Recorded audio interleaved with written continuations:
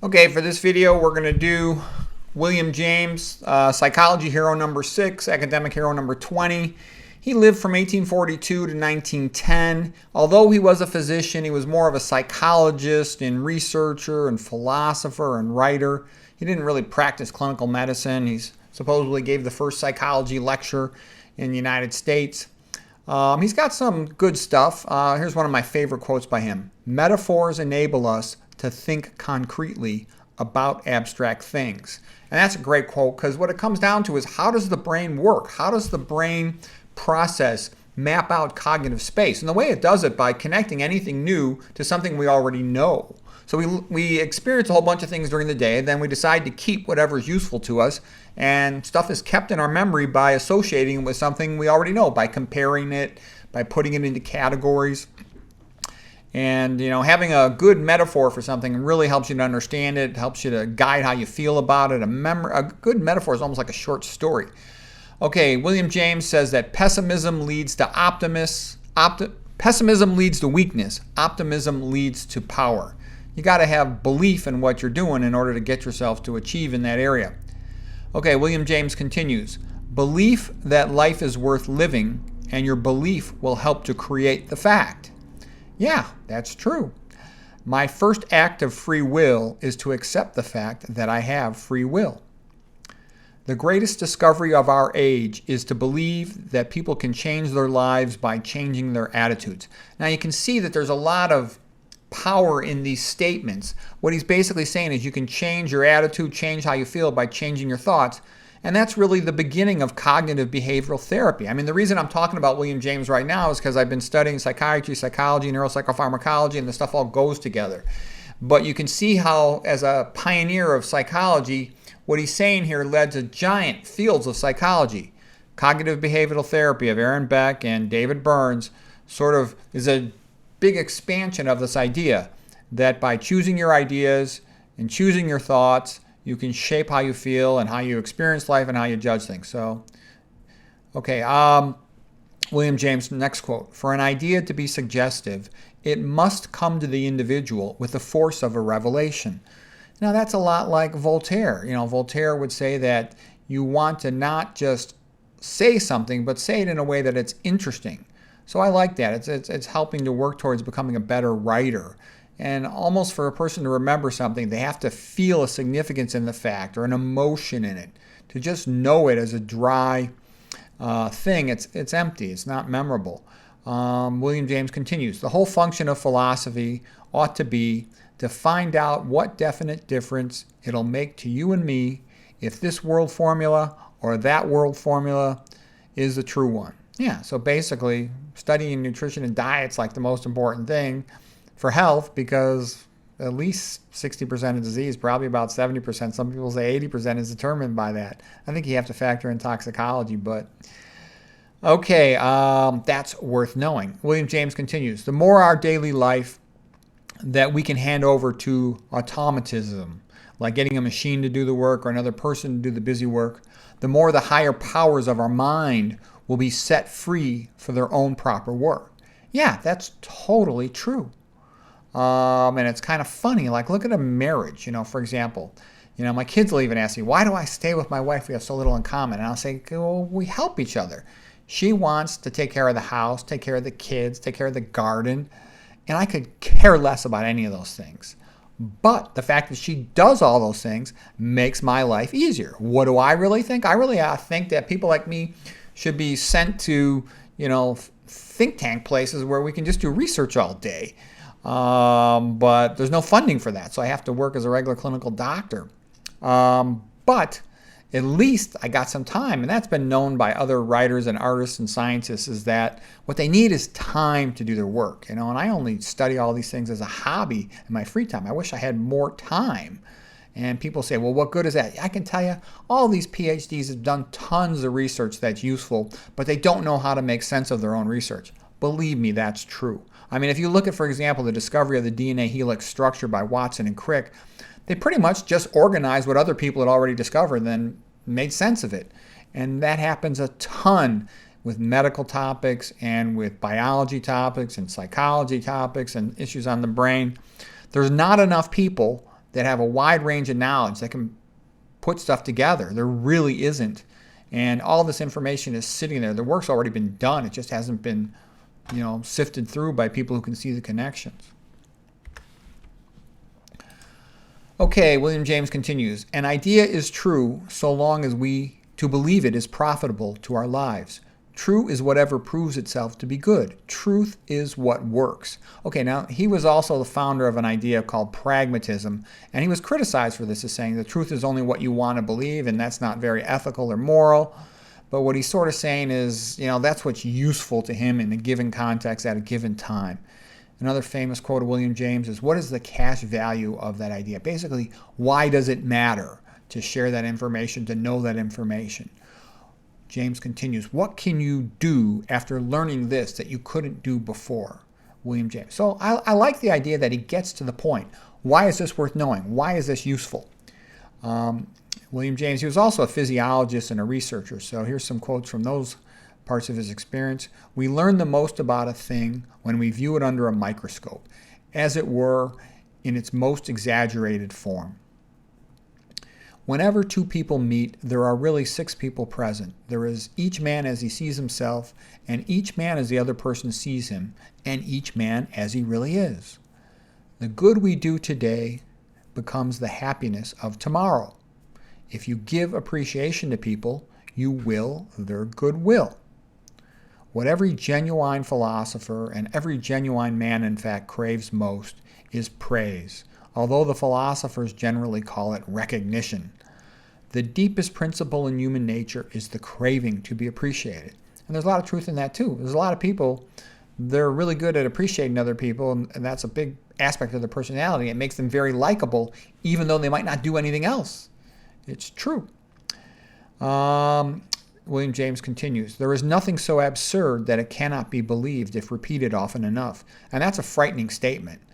And that's actually well known, that for the average stupid person, if something is repeated enough times, they'll believe it's true.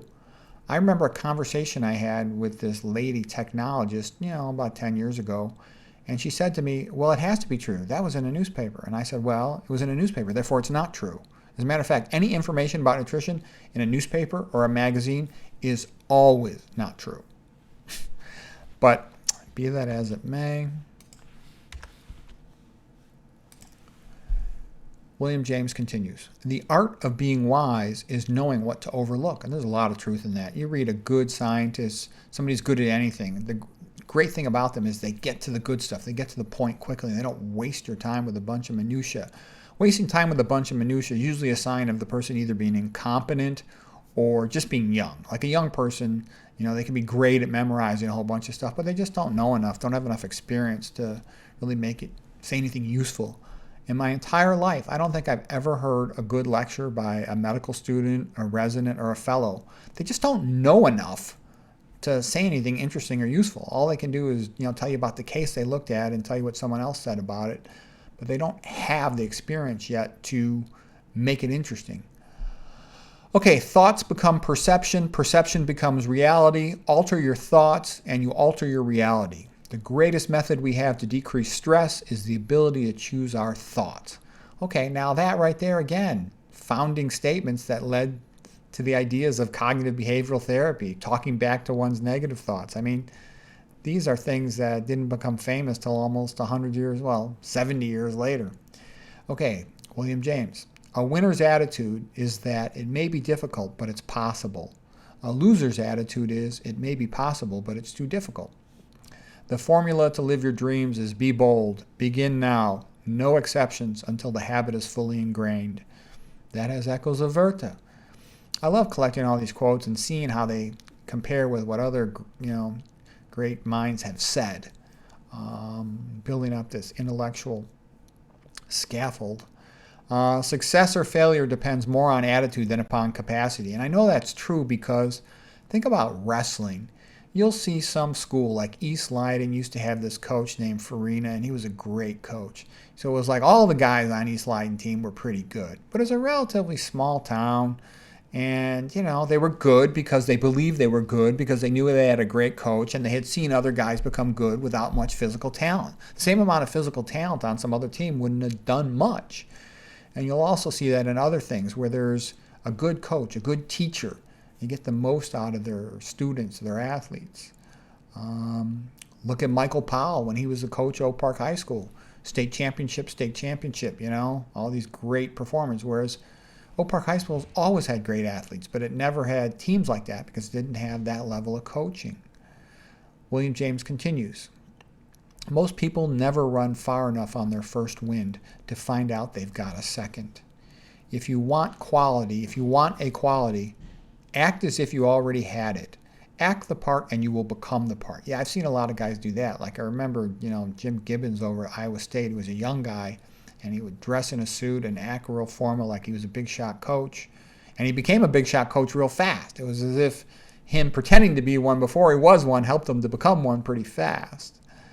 Okay, the first thing an intellect does with an object is to class it with something else. So again, William James is here on to how cognitive space is mapped. That's what we do. We associate it with something else.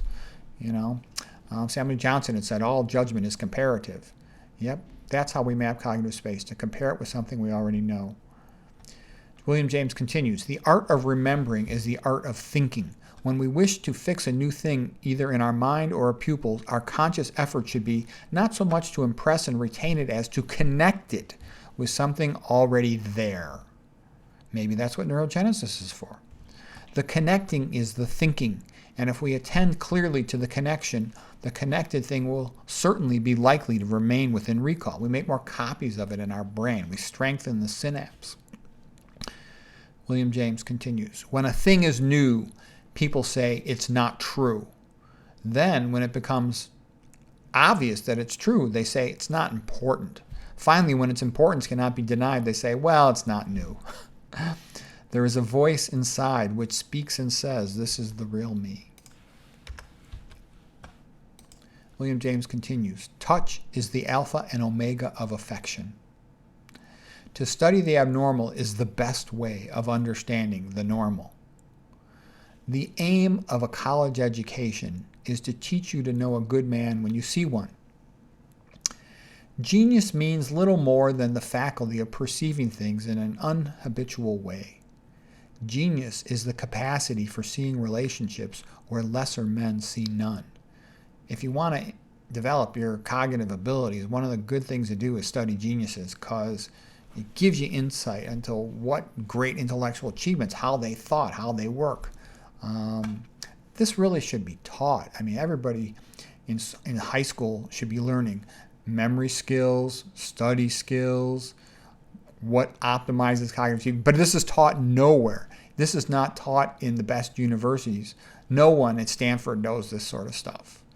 A genius is the man in whom you are least likely to find the power of attending to anything insipid or distasteful in itself. He breaks his engagements, leaves letters unanswered, neglects his family duties incorrigibly, because he is powerless to turn his attention down and back from those more interesting trains of imagery with which his genius constantly occupies his mind. Yeah, what they're basically saying is a guy who's a genius at something is super interested in it, so he doesn't want to bother with anything else. Almost everything else he sees as a trivial waste of his time, and that's why he'll seem absent-minded to others. William James continues, the world is only beginning to see that the wealth of a nation consists more than in anything else in the number of superior men that it harbors. Geniuses are ferments, and when they come together, as they have done in certain lands at certain times, the whole population seems to share in the higher energy which they awaken. The effects are incalculable and often not easy to trace in detail, but they are pervasive and momentous. And so that's really true. But in my experience, most geniuses are very much hated. Now, people always think that's a weird thing to see, but that's because they're not thinking about it from a practical sense of view. I know exactly what I'm talking about on this subject. If you think about a great athlete, people love a great athlete. They love Michael Jordan when he hits a jump shot, a fadeaway jump shot. And I remember when I was back in my wrestling days, we loved it when a wrestler came along with a new technique. We all talked about it. It was the highlight of the day. But it's not like that in academics. The reality is in academics, when somebody comes along and does something great, they hate that guy. Look at McDougall. Do you think the dairy industry likes McDougall? They hate his guts. Do you think cardiology likes Esselstyn? They hate his guts. Do you think psychiatry likes me lately? Now, I'm no genius. I've just been doing the psychiatry stuff. When I point out how terrible it is, they hate all these people who figured out psychiatry. So in real life, when you come up with something new and good, it generates a lot of enemies instantly, because whoever is profiting from the status quo, they usually are powerful and rich, and they hate the poor, son of a bitch that comes along and figures out something new.